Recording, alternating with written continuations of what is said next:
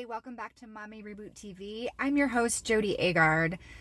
Okay, so today we're talking about as is self-love. And it's exactly as it sounds.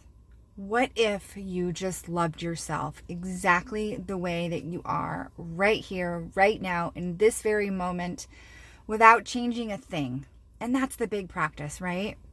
But also, it's a really big leap of maybe not liking some of the aspects of yourself, maybe your body or your personality or where you are in your life right now. And it feels like a really big leap to love yourself. And I'm here just to say that it is a big leap, but you also have to give yourself grace. So you can't hate yourself to loving yourself, or to hate yourself to making yourself skinny, or hate yourself to attracting the partner that you really want, or hate yourself to finding that nice, big, beautiful house, or hate yourself to being a better mom.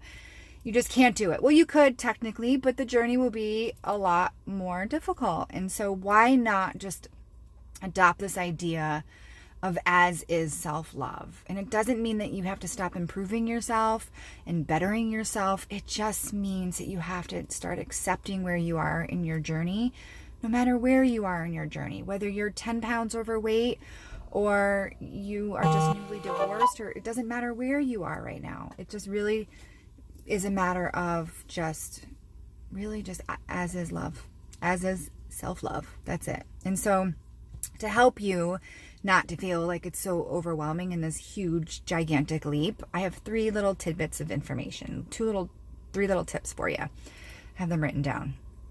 The first is to cut yourself some slack, because the truth is that perfectionism and self-love just do not go well together at all.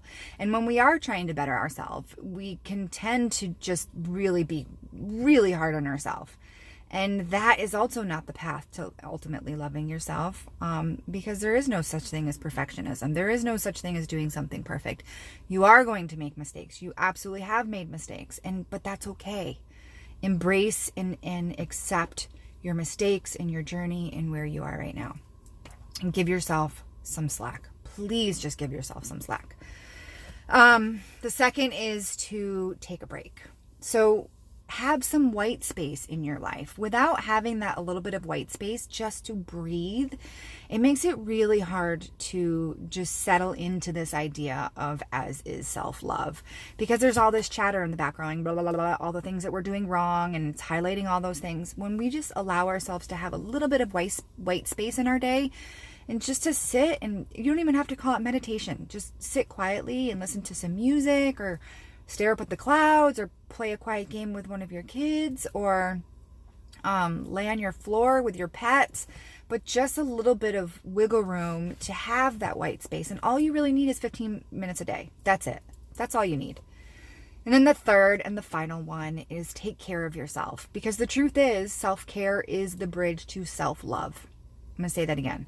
Self-care is the bridge to self-love.